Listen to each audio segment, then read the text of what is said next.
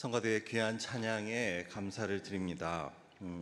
성가대가 찬양하신 대로 하나님의 사랑과 귀히 여기심을 입은 여러분들께 하나님의 귀한 은혜 또 복이 이 예배 시간을 통해서 가득하시기를 축원합니다. 예전에 폴 틸릭이라는 신학자가 성경에 나오는 기쁨에 대해서 쓴 글을 읽은 적이 있습니다. 그는 고린도전서 2장과 시편 130편의 말씀을 가지고 성경에 나오는 기쁨에 대해서 이야기합니다. 고린도전서 2장은 하나님의 지혜를 말하고 있는데 성령은 하나님의 깊은 것까지도 통달하시기 때문에 하나님께서는 성령을 통해 우리에게 하나님의 깊은 것을 알게 하신다는 말씀입니다. 반면에 시편 130편은 시편 기자가 고통 가운데서 내가 깊은 곳에서 주께 부르짖는다고 하는 그런 내용이었습니다.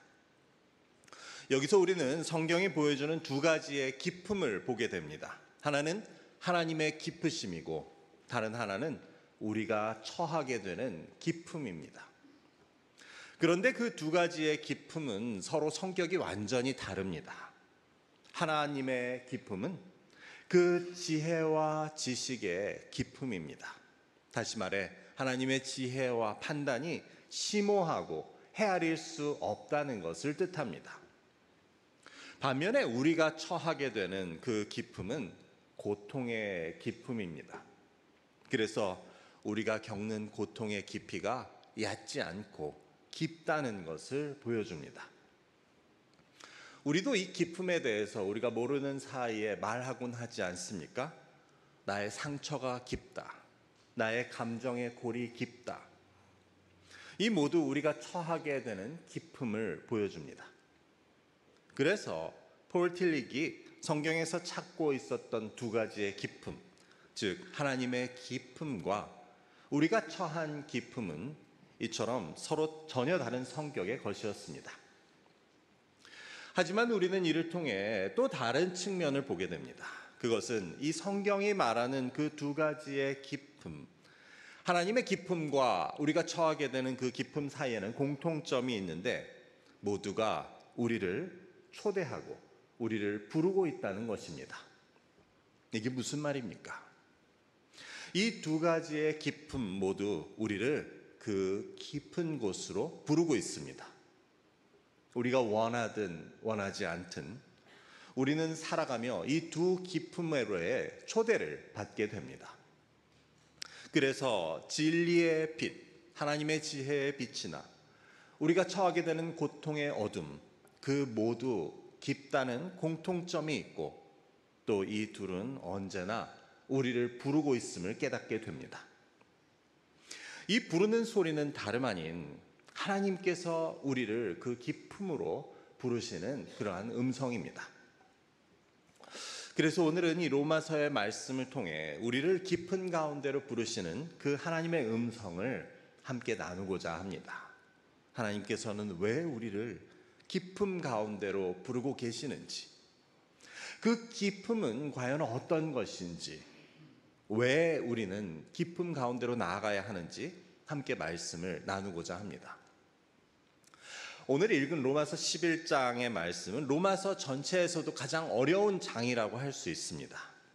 그것은 사도 바울이 말을 어렵게 써서가 아니고 그 다루고 있는 내용 자체가 어렵기 때문입니다. 그 내용은 그리스도의 복음에 있어서, 즉 하나님의 구원에 있어서 유대인과 이방인과의 관계에 대한 것이었습니다. 바울이 이 로마서에서 로마에 있는 이방인 그리스도인들에게 하나님의 복음에 대해서 설명하는데 바울에게 있어서의 문제는 바로 유대인이었습니다. 하나님께서는 그 땅의 모든 백성들 가운데 이스라엘을 택하셔서 그 하나님의 백성을 삼으셨지만 그 유대인의, 즉 하나님의 자녀들의 대부분은 하나님께서 보내신 예수 그리스도를 믿지 않고 받아들이지 않고 도리어 그 하나님의 아들을 죽이는데 앞장섭니다. 이것은 바울로서는 이해하기 힘든 일이었습니다.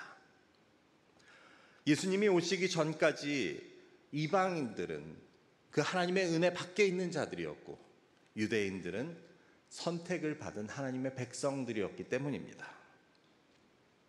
하지만 예수님께서 오셔서 전하신 그 복음은 유대인이나 이방인이나 구별 없이 구원에 이르게 하시는 은혜의 말씀이었습니다. 그런데 구별 없는 정도가 아니고 도리어 유대인들은 그 예수님, 그 복음을 전하고 있는 예수님을 죽였고 이방인들은 예수님이 전한 복음을 받아들여 하나님이 백성이 되는 일이 일어난 것입니다. 바울은 자신이 스스로 이방인에게 이 복음을 전하는 사도였지만 그래서 늘 그 동족 유대인에 대한 아픔과 고민이 있었습니다. 사실 바울 자신도 이전에는 그랬지만 유대인들이 하나님이 보내신 그 아들 예수 그리스도를 십자가에 못 박고 복음을 받아들이지 않는 것이 그에게는 문제였습니다. 이제 이방인에게 복음을 전하는 그는 도대체 이것을 자신이 어떻게 이해하고 그래서 이것을 어떻게 이방인들한테 설명할 수 있는지 깊은 고민을 하게 됩니다. 하지만 오늘 말씀을 보면 바울은 그 고민과 그 안타까운 그 시간을 통해 하나님의 깊으신 뜻을 깨닫게 됩니다. 로마서 11장에 나온 바울의 설명에 의하면 그 하나님의 깊은 뜻은 이러했습니다. 지금 이스라엘의 모습은 하나님이 의도하신 것이 돼 완전히 넘어져서 망하게 된 것은 아니다. 대신 그들의 허물 때문에 도리어 구원이 이방인에게 이르게 하셨고 이는 다시 이스라엘로 하여금 시기가 나게 하여 결국 하나님께서는 이스라엘 모두를 구원하실 것이다. 이스라엘의 실패와 허물이 세상과 이방인에게 그렇게 풍성함이 되었다면 그 이스라엘이 이제 바로 서게 되면 그 복은 얼마나 대단할 것인가. 하나님의 은혜와 부르심에는 철회함이 없으시다. 이것이 바로 바울의 결론이었습니다. 하나님께서는 아브라함에게 주신 약속대로 이스라엘을 통해서 이 땅의 모든 민족이 족속이 복을 얻게 하신 것이고 이 모든 것은 그 하나님의 깊으신 뜻에 의해 진행되고 있는 그 구원의 역사의 일부임을 바울은 알게 됩니다.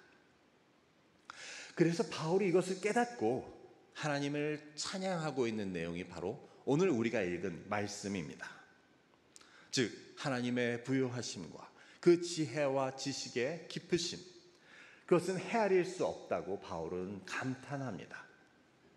하나님의 판단과 하나님의 결정은 우리가 도저히 헤아릴 수 없고 하나님의 길은 우리가 찾겠다고 찾을 수 있는 것이 아님을 노래합니다. 누가 주님의 마음을 알았냐고, 누가 주님의 모사, 즉 주님의 조언자가 되겠다고 하겠냐고 묻습니다. 이 마지막 말은 바울이 이사야서 40장 13절의 말씀을 인용하고 있는 것입니다. 제가 이사야서의 말씀을 읽어보겠습니다. 누가 여호와의 영을 지도하였으며 그의 모사가 되어 그를 가르쳤으랴. 즉 누가 하나님을 가르치겠으며 누가 주님의 조언자가 되겠냐는 말입니다. 이사야가 이런 말을 하게 된 배경을 살펴보면 이것은 그 이스라엘의 멸망과 관련이 있었습니다. 그래서 지금 바울이 우려하고 있는 것과 비슷한 상황입니다.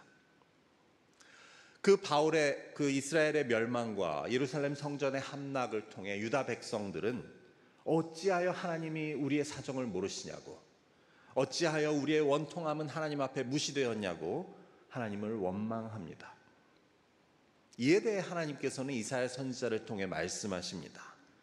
누가 바닷물을 손으로 떠서 달아볼 수 있냐고, 누가 손의 뺨으로 하늘의 크기를 잴 수 있냐고, 누가 막대 저울로 산의 무게를 달아볼 수 있냐고 물으십니다. 바로 우리가 하나님을 판단하는 것이, 하나님의 일하심을 두고 논하는 것이 그와 같이 말도 안 된다는 뜻입니다.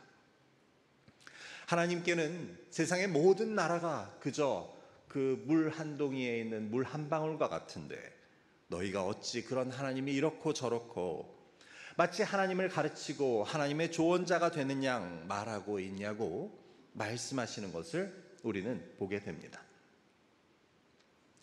그래서 지금 로마서에서 바울이 이 이사야서의 말씀을 인용하는 것은 사실 자기 스스로에게 하고 있는 말이었습니다. 자기가 이스라엘과 이방인에 대한 이런 깊은 하나님의 뜻이 있음을 깨닫게 되었을 때, 이전에 자기가 하나님을 헤아리려고 했고 하나님을 이해할 수 없다고 했던 것이 부끄럽다는 말입니다. 자신의 고민과 동족을 향한 슬픔 속에서 하나님이 어찌 이스라엘을 이같이 버려두셨냐고 하고, 하나님의 백성 유대인을 이처럼 내버려 두셨냐고 고민하고 원망하던 것이 마치 내가 내 손바닥으로 그 큰 하늘을 재보겠다고 한 것과 같았음을 스스로 고백합니다. 그래서 바울은 하나님의 부요하심과 그 지혜와 지식은 그 깊음을 헤아릴 수도 없고, 그분의 판단도 그분의 길도 우리가 찾겠다고 찾을 수 있는 것이 아님을 감탄하면서 고백합니다. 그래서 우리에게 지금 남아있는 이 바울의 감탄과 찬양 고백은 실로 위대한 것입니다.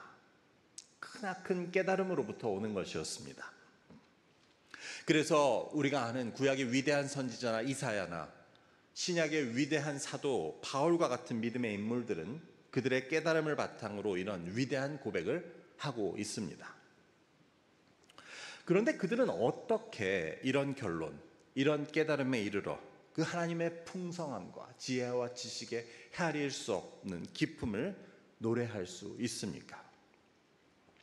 이것은 그들의 오랜 고민과 고통, 그리고 그것을 붙들고 메어 달린 처절한 씨름으로부터 나오는 것이었습니다. 바울의 경우 그 동족 이스라엘로 인한 괴로움과 기나긴 고민, 그를 가장 슬프게 했던 그 이스라엘의 실패, 유대인의 넘어짐으로부터 그가 갖게 되었던 고통과 고민, 그리고 그것을 가지고 하나님 앞에 씨름했던 그 긴 시간과 과정으로부터 그 하나님에 대한 기쁨, 그 기쁨에 대한 이해는 나오고 있었습니다. 바울이 로마서 9장 3절에서 뭐라고 하는지 아십니까? 나의 형제, 곧 동족 이스라엘의 구원을 위해서는 나 자신이 저주를 받아 그리스도에게서 끊어질지라도 원하는 바라고 바울은 말합니다. 이게 무슨 말입니까? 내가 저주를 받고 내가 그리스도에게서 끊어지더라도, 만일 그렇게 해서라도 이스라엘, 내 동족 이스라엘이 구원에 이를 수 있다면 그렇게 하겠다는 말입니다.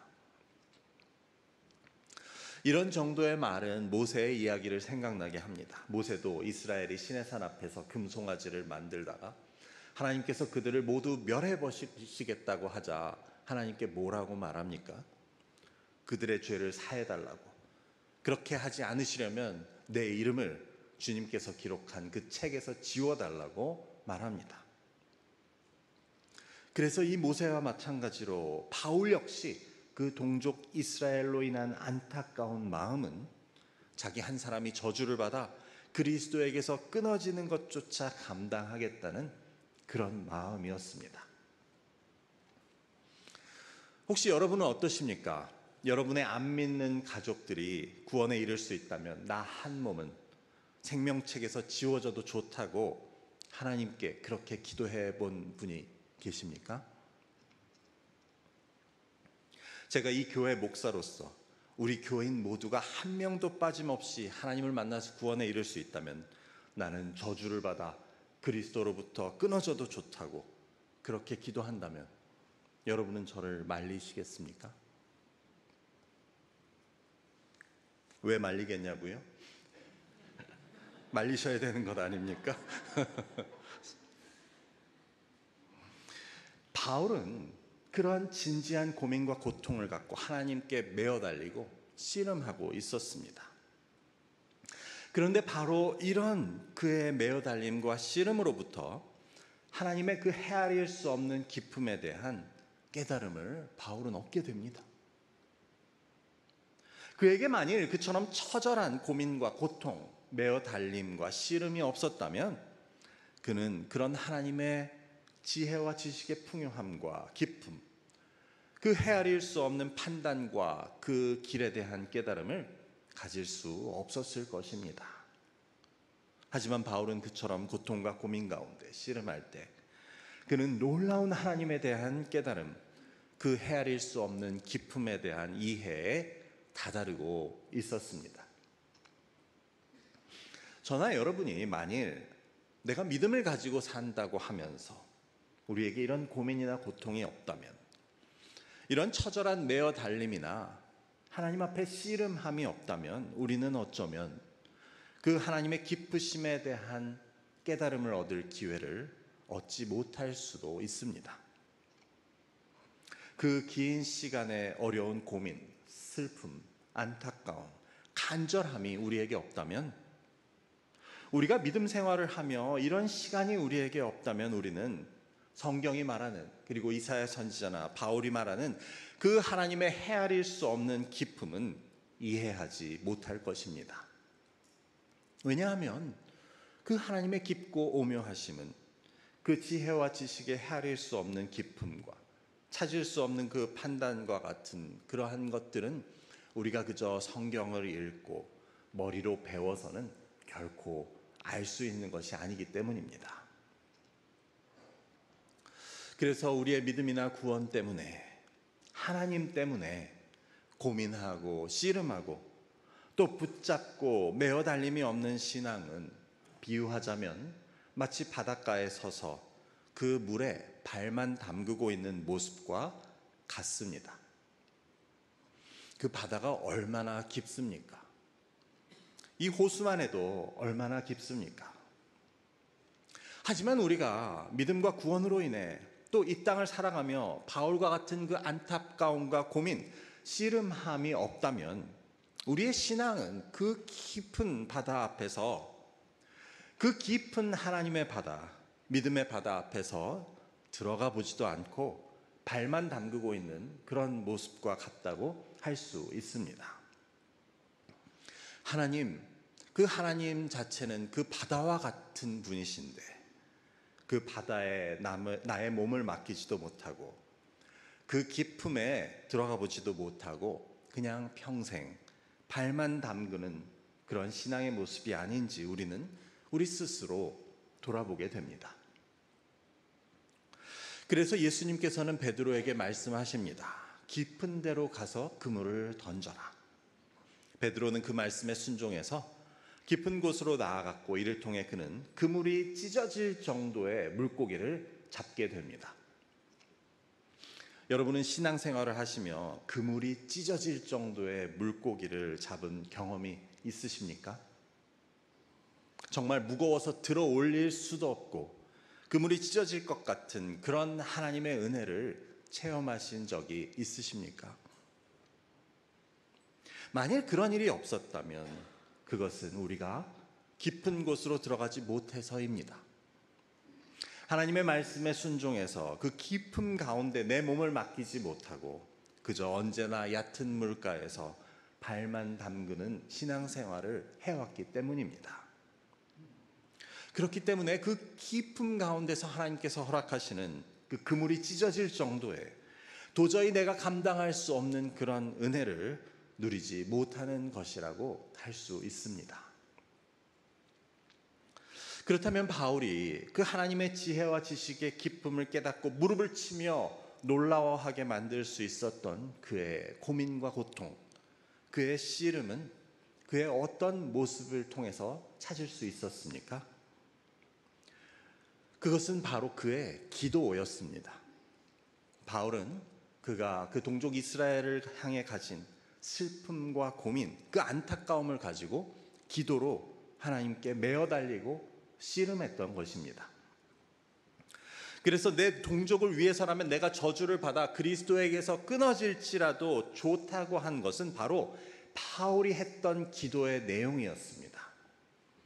그는 하나님께 메어 달리고 하나님과 씨름하는 기도 가운데 그렇게까지 말하게 되었던 것입니다. 그래서 결국 그는 자신의 그런 기도를 통해 하나님의 응답을 받고 그 하나님의 기쁨이 어떤 것인지를 깨닫게 됩니다. 즉 그것은 내가 도저히 헤아릴 수 없는 것이지만 중요한 것은 그 동족 이스라엘의 넘어짐과 실패같이 보이는 것을 통해서도 하나님께서는 그 놀라운 구원의 계획을 이루어가고 계시다는 것을 깨닫게 됩니다. 그럴 때 그는 이렇게 외칩니다. 오 깊도다 하나님의 지혜와 지식 그 풍성하며 내가 어찌 그 마음을 헤아리려고 했으며 가르치려고 했는가. 하나님의 일하심에 대해 내가 의문을 제기했던 것은 내 손바닥으로 하늘을 재어보겠다고 한 나의 오만과 어리석음이었음을 바울은 고백하게 됩니다. 결국 우리가 그 하나님의 기품을 헤아리고 경험하고 그 크신 은혜를 깨닫는 것은 우리의 기도를 통해서입니다. 그것도 내 할 말만 하고 일어서는 기도가 아니고 하나님 앞에 고민과 안타까움으로 인해서 메어 달리고 시간 가는 줄 모르고 씨름하는, 그래서 내가 그리스도에게서 끊어지더라도 내 이름이 생명책에서 지워지는 것을 걸고 할 수 있는 그런 기도, 그런 기도를 통해 우리는 그 하나님의 기품의 바다 속으로 들어갈 수 있게 됩니다. 그저 우리가 겨우 예배 드리는 것, 또 교회에서의 책임을 다하는 것에 힘겨워하고 있다면 우리는 하나님이 부르시는 그 기품으로 들어갈 수 없습니다. 하나님이 명하시는 깊은 곳에 나아갈 수 없습니다.